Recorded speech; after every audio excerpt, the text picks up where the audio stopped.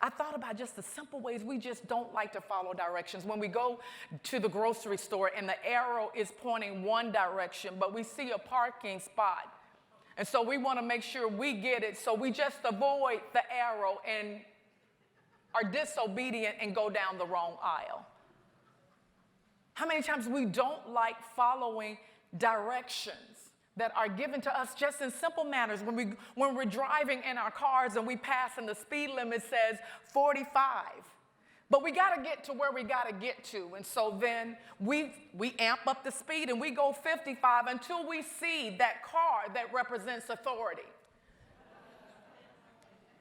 Why is it that you and I need to see that before we're just willing to obey and believe if there's a speed limit, there's a reason for it? Following directions. Well, you and I have to really look at what hinders us, what keeps us from following the directions that the Lord has given us. As you looked at Abraham, that we know him as Abraham and Sarah.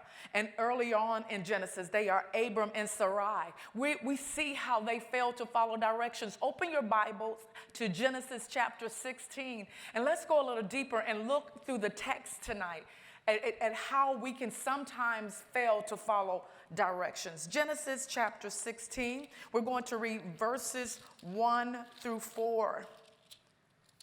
These two people really do speak as an example of what happens when we choose to take matters into our own hands, when we choose that we are not going to follow. It says, now Sarai, Abram's wife, had borne him no children, and she had an Egyptian maid whose name was Hagar. So Sarai said to Abram, now behold, the Lord has prevented me from bearing children.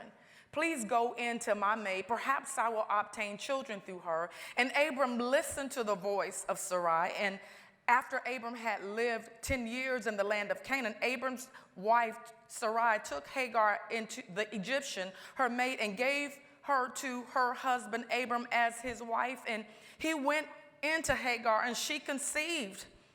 And when she saw that she had conceived, her mistress was despised in her sight. Wow. The Lord had made this promise all the way back to him when in Genesis chapter 12, this covenant promised him how he was going to become a great nation. And here it is, they just couldn't wait. They just couldn't wait for God to fulfill it the way he said he was going to fulfill it.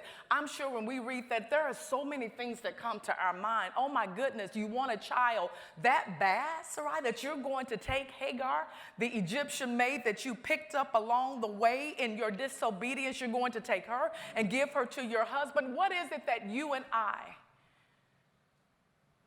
compromise on so many times because we want what we want? That at the time that we want it, we are willing to justify any action to have it. We'll justify anything that we do, and we'll make up in our mind that it seems absolutely all right. It seems okay. It's just a little bit of this. It's just a little bit of that. And we don't realize that we are not following the directions that God has for us, and consequences will come our way. Wow.